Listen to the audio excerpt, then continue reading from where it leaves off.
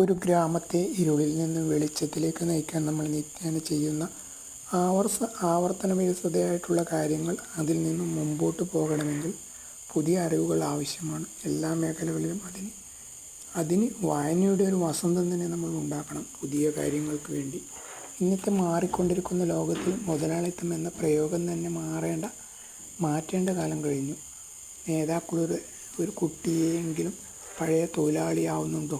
ഇന്നത്തെ ആവശ്യം മാറിക്കൊണ്ടിരിക്കുന്ന ജോലികൾ, സ്റ്റാർട്ടപ്പ്, ഇൻവെസ്റ്റ്മെൻറ്റ് അല്ലെങ്കിൽ സംരംഭകർ, മാനേജ്മെൻറ്റ്, ഗവൺമെൻറ്, ഉപഭോക്താവ് എന്നിവരെയെല്ലാം കൈകോർത്തുകൊണ്ടുള്ള പൊതുവ്യവസ്ഥയുടെ കണ്ടുപിടുത്തവും പ്രോത്സാഹനവും വളർച്ചയുമൊക്കെയാണ് തമ്മിൽ തല്ലാതെ ആരോഗ്യകരമായ മത്സരവും ഒക്കെ കൂടിയൊരു പൊതുലോകം സൃഷ്ടിക്കൽ.